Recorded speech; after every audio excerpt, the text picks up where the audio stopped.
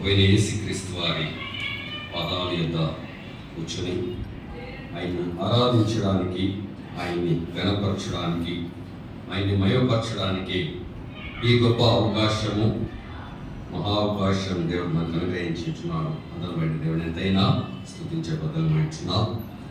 ఆరాధన సహాయకరంగా దైవ గ్రంథంలో నుండి దానియేలు గ్రంథము 4వ అధ్యాయము, దానియేలు గ్రంథము 4వ అధ్యాయము 33వ వచనం నుండి 37 వరకు మనం మార్చి చదువుకుందాం. దానియేలు గ్రంథము 4వ అధ్యాయము,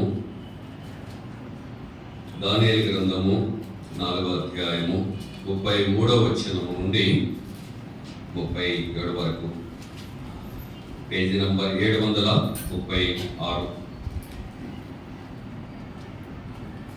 వీరకు వచనం మార్చి చదువుకుందాం.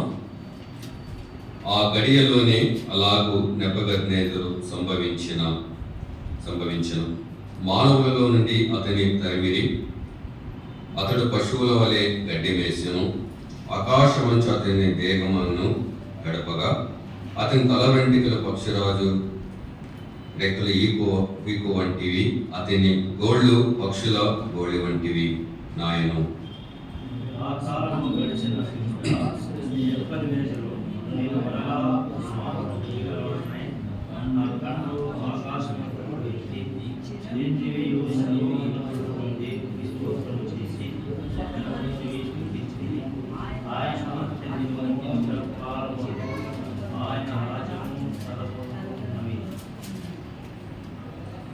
భూనివాసులందరూ ఆయన దృష్టికి ఎన్నిక రానివారు.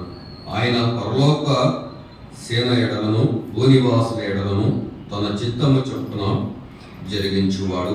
ఆయన చెయ్యి పట్టుకొని నీవేమి చేయుచున్నావని అతనితో చెప్పుటకు ఎవడను సమర్థుడు కాడు.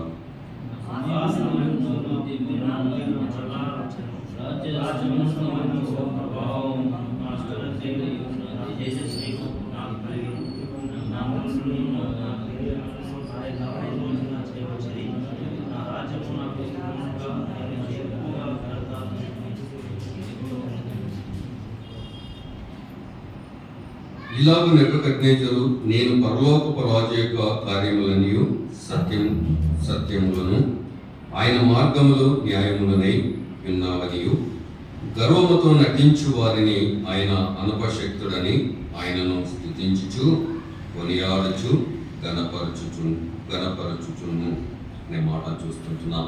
పిల్లరా, ఇక్కడ మనం చదువుకున్న లేఖన భాగాలలో 2 రాజులు కనబడుతున్నారు కదండి. చెప్పగలరా ఎవరని? 2 రాజులు కనబడుతా ఉన్నారు. నెబుకద్నెజరు రాజు, తర్వాత పరలోకపు రాజు మనకు కనబడుతున్నట్టుగా చూస్తుంటున్నాం. 2 రాజులు మనకు కనబడుతూ ఉంటున్నారు. 2 ఒక రాజ్యపాలన వేరువేరుగా మనకు కనబడుతూ ఉంటున్నది. ఒకరు పరలోకాన్ని ఏలుచున్న రాజు కనబడుతూ ఉంటున్నాడు. ఒకరు భూలోకాన్ని ఏలుచున్న రాజు మనకు కనబడుతున్నట్టు కూడా చూస్తుంటున్నాం. అయితే 2 రాజులో ఒక వ్యత్యాసం ఏంటి అని ఒకసారి మనం ఆలోచన చేస్తున్నప్పుడు, బబులోను దేశంలో ఉంటున్న నెబుకద్నెజరు రాజు మరొక రాజు గురించి పొగడుతా ఉన్నారండి కదా. ఒక రాజు మరొక రాజుని గురించి ఆయన మాట్లాడుతూ ఉన్నాడు, ఆయన పొగడుతూ ఉంటున్నాడు, ఆయన ఆరాధిస్తూ ఉంటున్నాడు, ఆయన ఘనపరుస్తూ ఉంటున్నట్టు కూడా చూస్తుంటున్నాం. అయితే ఏ స్థితిలో ఆయన్ని ఆరాధిస్తూ ఉంటున్నాడు, ఆయన ఘనపరుస్తూ ఉంటున్నాడు, ఎప్పుడు ఆయన్ని మహిమపరిచాడు అని ఒకసారి మనం ఆలోచన చేసినట్లయితే కదండి, ఆ 37వ వచనంలో ఆ మాట రాయబడి ఉంటున్నది. ఆయన ఎలాంటి వాడు, ఎలాంటి రాజు అని తన గురించి తానే అక్కడ రాయించుకున్నట్టు మనకు కనబడతా ఉంటున్నారు కదండి.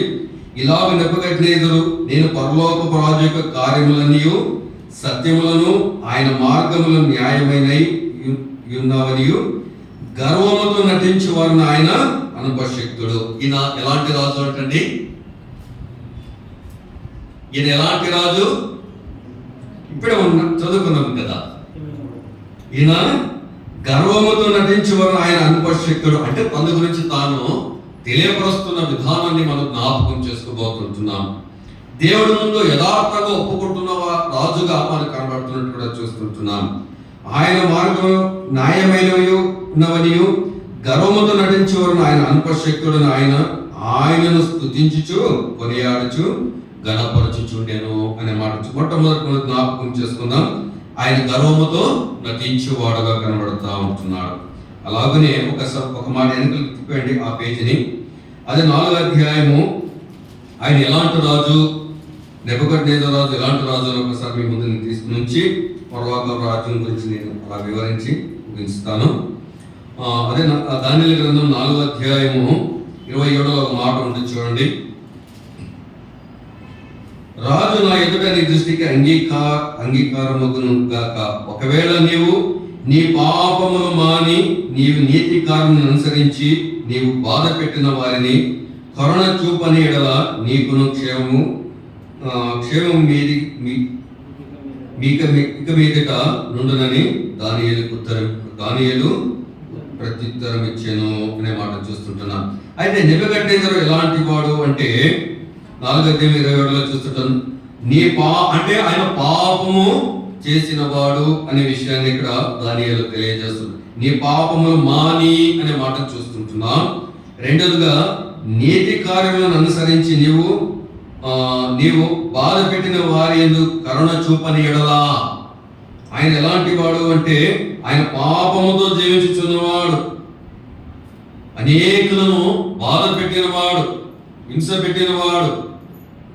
అంతేకాదు కానీ ఆయన గర్వముతో నటించిన వాడు అనే విషయాన్ని చూస్తుంటున్నాం. అయితే అలాంటి బబులోను దేశంలో తిరుగులేని రాజు, ప్రపంచంలో తిరుగులేని రాజు నెబుకద్నెజరు రాజుగా కనబడతా ఉంటున్నాడు. అయితే పరలోకపు రాజు ఆయన గర్వాన్ని అణిచిన వాడుగా కనబడతా ఉంటున్నాడు. ఒకసారి 2 సార్లు తెలియజేశాడు, నీ జీవితం సరిచేసుకో అని తెలియజేసినప్పుడు ఎప్పుడైతే ఈ నెబుకద్నెజరు రాజు గర్వముతో వడికిపోయాడో, నటిస్తూ వచ్చాడో, అప్పుడు నిజంగా దేవాది దేవుడిని ఆయన మొత్తినట్టు కూడా చూస్తుంటున్నాం. ఆయన గర్వాన్ని అణిచివేసినట్టు కూడా చూస్తుంటున్నాం. నిజంగా చూడండి, ఏ రాజు కూడా బైబిల్ గ్రంథంలో మనం జ్ఞాపకం చేసుకుంటున్నాం, ఏ రాజు కూడా రాజ్యం విడిచి గడ్డి మేచిన రాజులు ఎవరు ఉన్నారండి? అయితే ఈ రాజు గడ్డి మేసిన రాజుగా చూస్తుంటున్నా, అధికారాన్ని నుండి కిందికి త్రోయబడిన రాజుగా చూస్తుంటున్నా, ప్రజలతో తరమవేయబడిన రాజుగా కనబడుతూ ఉంటున్నాడు.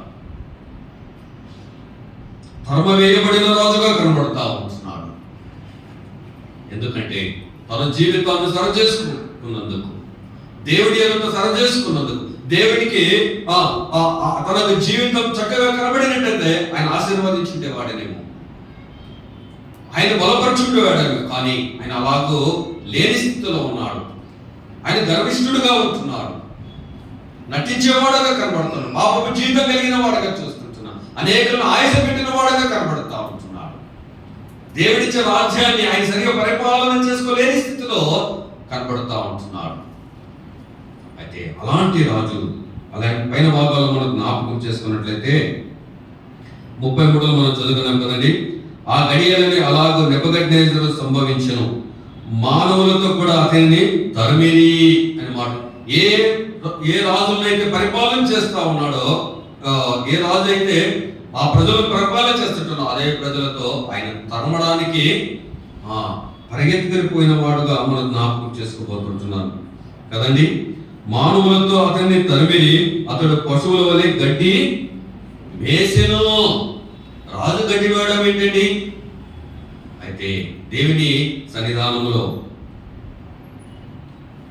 తాను తగ్గించుకోలేని స్థితిలో ఉన్నప్పుడు నిజంగా గడ్డి వేసినట్టు జ్ఞాపకం చేసుకుంటున్నాం. గడ్డి వేసను, ఆకాశమందు అతని దేహమును తడపగా అతని తల వెంట్రుకలు పక్షిరాజు రెక్కల వలె ఈగల వంటివి, అతని గోళ్ళు పక్షుల గోళ్ళ వంటివి ఆయను. చూడండి, కొన్ని రోజులు అలాగ ఆయన ఉంటున్న ఆ సందర్భంలో ఎప్పుడైతే తన తప్పు తను తెలుసుకున్నాడో, ఎప్పుడైతే తన తప్పును తెలుసుకొని ఇచ్చినాడో, తను పశ్చాత్తాపడే ఇచ్చినాడో, అదే మాటనే 37వ మాటను మనం జ్ఞాపకం చేసుకుంటున్నాం. అయితే ఆ రాజు మరొక రాజు గురించి చాలా చక్కగా బుద్ధి వచ్చినప్పుడు తెలియజేస్తున్న మాటలను మనం జ్ఞాపకం చేసుకుంటున్నాం. దేవుడితో తన జీవితాన్ని సరిచేసుకున్న తర్వాత పలికిన మాటల గురించి మనం జ్ఞాపకం చేసుకుంటున్నాం. 34 కదండి. ఆ కాలము గడిచిన తర్వాత, ఏ కాలం? పాపపు కాలము గడిచిన తర్వాత, దేవుడికి ఆయాసకరమైన జీవితం గడిచిన తర్వాత, ఆ కాలం గడిచిపోయినది. మనకి దాని వైపు చూడడానికి ఆయన ఇష్టపడలేదు, కానీ ఆ పరలోకం రాజు వైపు ఆయన చూడడానికి ఇష్టపడతా ఉంటున్నారు. ఆ ప్రభువుని చూడడానికి ఇష్టపడతా ఉంటున్నాడు. ఆ ప్రభువుని జ్ఞాపకం చేసుకోవడానికి ఇష్టపడతా ఉంటున్నాడు. ఆ ప్రభువుని ఆరాధించడానికి ఇష్టపడతా ఉంటున్నాడు. ఆయన ఎలాంటి వాడని తెలుసుకుని దేవుని మహిమపరచడానికి ఆయన ఇష్టపడుతున్న వాడుగా కనబడతా ఉంటున్నాడు. ఆ కాలంలో గడిచిన నెబుకద్నెజరు నేను మరలా మానవ బుద్ధి గలవాడని. చూడండి, ఎలాంటి బుద్ధి గలవాడయ్యాడంట? మానవ బుద్ధి గలవాడని. నా కళ్ళు ఆకాశము తట్టి ఎత్తి. ప్రభువుని ఇంతకు ముందు గణపరచలేదు, కానీ ఇప్పుడు తన జీవితం సరి చేసుకున్నాడు, ప్రభుతో సరి చేసుకున్నాడు. ఇప్పుడు ఆకాశముకు తన కళ్ళు ఎత్తుతా ఉన్నాడు. ఎత్తి చిరంజీవి సర్వోన్నతుడు దేవుని స్తోత్రము చేసి అనే మాట చూస్తుంటున్నాం. ఆ ప్రభువుని గురించి కొన్ని మాటలు తెలియజేస్తుంటాం. చాలా ప్రశస్తమైన మాటలు, చాలా విలువైన మాటలు. అవి ఎలాంటి మాటలు అంటే, ఆయన చిరంజీవియు అనే విషయాన్ని తెలియజేస్తున్నారు. చిరంజీవియు అంటే ఆయన చిరకాలం జీవించేవాడు అని, ఆయన మరణము లేనివాడు అని, మరణము ఆయన బంధించలేనివాడు అని కదండి. ఎవరికైతే మానవునికి మానవునికి జీవితంలో రెండు కలవు కదండి. ఒక పుట్టుక, ఒకటి మరణము. ప్రభువు యేసుక్రీస్తు వారిలో పుట్టుక ఉన్నది, మరణం ఉన్నది, మరొకటి పునరుద్ధానం కూడా ఉన్నట్టు మనం జ్ఞాపకం చేసుకుంటున్నాం. అందుకే ఆ రాజు తెలియజేస్తుంటున్నాడు పరలోకపు రాజు గురించి. ఆయన ఎలాంటి వాడంటే చిరంజీవియు అనే మాట చూస్తుంటున్నాడు. అంటే సదాకాలం జీవించేవాడు అనే మాటని తెలియజేస్తుంటున్నాడు. ఆయన ఎలాంటి వాడంటే ఆయన సర్వోన్నతుడగు దేవుని. ఆయన ఎలాంటి వాడంట? ఆయన సర్వోన్నతమైన స్థలంలో ఉన్నవాడు. ఎక్కడుండి తెలుసుకున్నాడు? గడ్డి వేస్తూ అని తెలుసుకున్నాడు. ఆయన ఎంత ఉన్నతమైన వాడు అని ఆయన నెబుకద్నెజరు రాజు తెలుసుకుని తెలియజేస్తున్నవాడు. మరొక రాజు గురించి తెలియజేస్తున్నవాడు. ఈ రాజు ఎలాంటి వాడంట?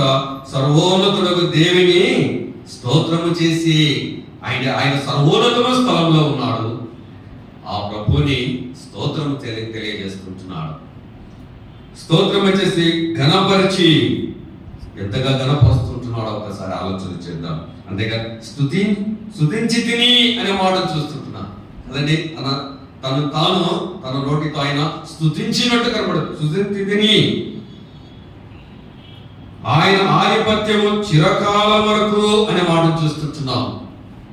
అయితే ఈ రాజు యొక్క ఆధిపత్యం కొద్ది కాలమే ఉన్నది. అయితే పరలోకపు రాజు యొక్క ఆధిపత్యము చిరకాలము వరకు అనే మాట చూస్తుంటే ఆ రాజ్యంలో ఆయన తప్ప మరి ఒక రాజు లేడు అనే విషయాన్ని నెబుకద్నెజరు రాజు తెలియపరుస్తున్నట్లు చూస్తుంటున్నాం. ఆయన రాజ్యము తరతరములు ఉండేను. తరతరములు ఉంటుందంటండి. ఆయన చిరకాలం ఉండేవాడు. ఆయన రాజ్యము తరతరములు ఉండును. భూనివాసులందరూ ఆయన దృష్టికి ఎన్నిక రానివారు. చూడండి, భూనివాసులందరూ ఆయన దృష్టికి ఎన్నిక రానివారు. మనం ఎవరు అని తెలియజేస్తున్నాడు. ఎవరంట? మరి ఎన్నిక లేనివారు, ఎన్నిక రానివారు. ఎన్నిక లేని వారమైనా మనల్ని ఆయన జ్ఞాపకం చేసుకున్నాడు అనే విషయాన్ని నెబుకద్నెజరు రాజు తెలియజేస్తున్నట్టు చూస్తుంటున్నాం. చిత్తము చొప్పున జరిగించేవాడు ఆయన చేయి పట్టుకుని నీవేమి చేయించినావని ఆయన చెప్పుటకు ఎవడు సమర్థుడు? ఆయన చేసిన పని నువ్వు ఇలా ఎందుకు చేసింది అని అడగడానికి ఎవరు సమర్థులండి? ఆయన అంత ఉన్నతమైన వాడు, ఆయన సర్వోన్నతమైన వాడు, ఆయన నిర్మించిన సర్వోన్నతమైన స్థలంలో నివసించిన వాడు, సృష్టిని నిర్మించిన వాడు, పక్షులను నిర్మించిన వాడు, జంతువులను నిర్మించిన వాడు, భూమి ఆకాశాన్ని నిర్మించిన వాడు, గాలిని ఆయన విసురుచున్నవాడు, వర్షాన్ని కురిపిస్తున్నవాడు, ఆయన ఉన్నతమైన వాడు, ఆయన సర్వోన్నతమైన వాడు అనే విషయాన్ని తెలియజేస్తూ వస్తున్నట్టు కూడా చూస్తుంటున్నాం. అయితే కింది భాగాలకు మనం వచ్చినప్పుడు, ఆ సమయంలో నా బుద్ధి మరలా నాకు వచ్చును, రాజు సంబంధియగు ప్రభావము, నా ఘనతయు, నా తేజస్సును నాకు కలిగను, నా మంత్రులు నా క్రిందింపబడి భక్తులను నా యొద్ద ఆలోచన చేయువారి, నా రాజ్యము నాకు స్థిరపడగా నేను మరీ ఎక్కువగా ఘనత నొంది తిని. ఇలాగ నెబుకద్నెజరు, నేను పరలోకపు రాజు యొక్క కార్యములను సత్యములను ఆయన మార్గములు న్యాయమైనయు గర్వముతో నటించు వారిని ఆయన అణుపశక్తుడనియు ఆయన స్తుతించుచు కొనియాడుచు గణపరచుచుండెను. నిజంగా ఈయన ఆ రాజు గురించి తెలుసుకున్న వాడుగా చూస్తుంటున్నాం. ఆ రాజు ఎలాంటి రాజుని తెలియజేశాడంటే, ఆయన పరలోకపు రాజు అనే విషయాన్ని ఆయన ఒప్పుకుంటున్నవాడు. ఆయన కార్యములన్నీ కూడా సత్యములైన కార్యములు, ఆయన కార్యములు సత్యమైన కార్యాలని ఆయన తెలియజేస్తుంటున్నారు. ఆయన మార్గములు న్యాయమైనవి అనే విషయాన్ని ఆ రాజు, ఒక అన్య రాజు తెలియజేస్తున్నట్టుగా చూస్తుంటున్నాం. అంతేకాదు కానీ ఆయన స్తుతించి కొనియాడుచు గణపరచుచు ఉండేను అనే విషయాన్ని చూస్తుంటున్నాం. నిజంగా ఆ రాజు కదండి, ఆ రాజు, ఆ పరలోకపు రాజు, సర్వోన్నతమైన రాజు. అయితే ఆ రాజు నన్ను కూడా జ్ఞాపకం చేసుకున్న వాడుగా చూస్తుంటున్నాం. అయితే మనం ఎలాంటి వారిని ఆయన జ్ఞాపకం చేసుకున్నాడంటే, భూనివాసులందరూ ఆయన దృష్టికి ఎన్నికకు రానివారు. భూనివాసులు అంటే ఎవరెవరు వచ్చారండి? అందరూ వచ్చారు కదా. భూనివాసులు అందరూ కూడా ఆయన దృష్టి ఎన్నికలేని వారమైన మనల్ని దేవాది దేవుడు జ్ఞాపకం చేసుకున్నవాడుగా చూస్తుంటున్నాం. నెబుకద్నెజరు రాజుకున్న నిందను ఎక్కువగా ప్రేమించిన వాడుగా చూస్తుంటున్నాం. నెబుకద్నెజరు రాజు కొరకు ఆయన పరలోకాన్ని విడిచి రాలేదు, కానీ నేను ఎన్నికలేని వారమైన మనల్ని ఆ పరలోకాన్ని విడిచి వచ్చిన రాజుగా చూస్తుంటున్నాం.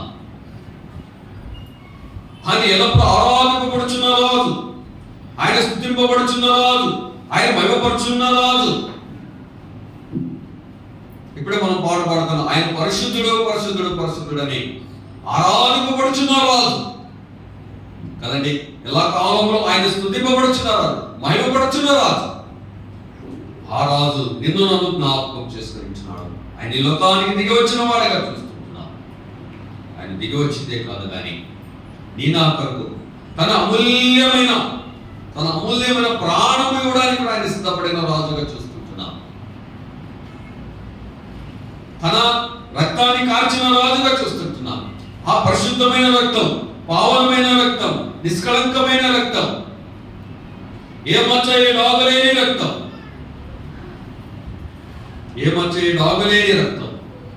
నీ నా కొరకు ఆ కల్వరి శిలువలో ఆ ప్రభువు కార్చినట్టు కూడా చూస్తున్నా. నిజంగా ఆయన కార్చిన ఆ రక్తం మన పాపములన్నిటినీ కడిగి వేసిన వాడుగా చూస్తున్నా. ఈ రాజైతే బుద్ధి వచ్చినప్పుడు, తన జీవితం మార్చుకోబడినప్పుడు ఆయన తన నగరానికి వెళ్ళిపోలేదు, కానీ దేవుని సన్నిధానంలో ఆరాధించే రాజుగా కనబడతా ఉంటున్నాడు.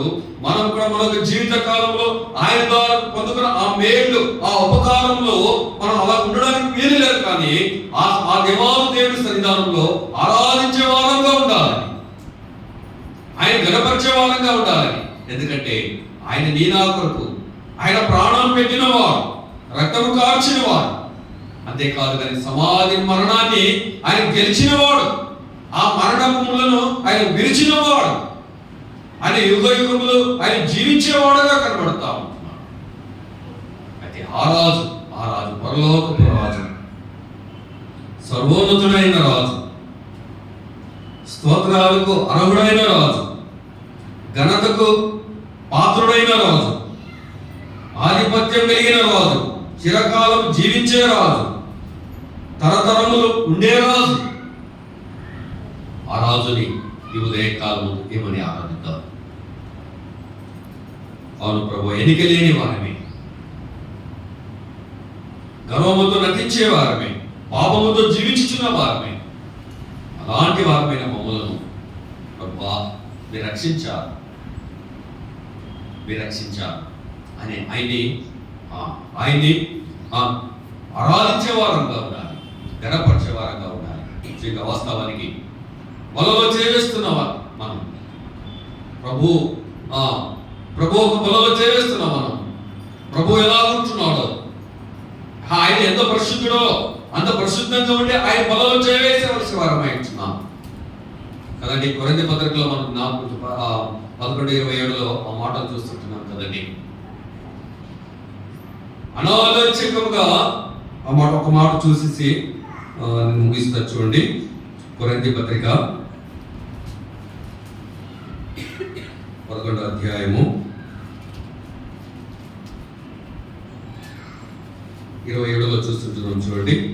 కాబట్టి ఎవడో అయోగ్యముగా ప్రభు యొక్క రొట్టెను తిననో లేక ఆయన పాత్రలను తాగునో వాడు ప్రభు యొక్క శరీరమును గురించి రక్తమును గురించి అపరాధి అగును. ఒకసారి మనం ఆలోచన చేద్దాం. ప్రభు బలలో ప్రభు ఒక రసపాత్రలు చేవేస్తున్నాం మనం ఒక్కసారి ఆలోచన చేద్దాం. ఏమంటున్నాడంటే, అయోగ్యముగా ప్రభు యొక్క రొట్టెను తిననో లేక ఆయన పాత్రలు తాగునో వాడు ప్రభువుని శరీరమును గురించి రక్తమును గురించి అపరాధి అగును. కాబట్టి ప్రతి మనుషుడు తను తాను పరీక్షించుకొనవలెను. అలాగ చేసి ఆ రొట్టె తిని ఆ పాత్రను తాగవలెను.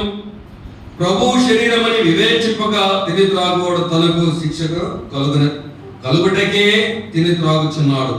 ఇందువలన మీరు అనేకులు బలహీనులను అనే మాట చూస్తుంటున్నారు. అంటే ప్రభు ఒక బలలో చేవేసేటప్పుడు మన ప్రవర్తనను ఎలాగైతే ఆ రాజు ప్రవర్తన సరి చేసుకున్నాడో మనకు ప్రవర్తన సరి చేసుకోకుండా వేసినట్లయితే మనం ఏమైపోతాం?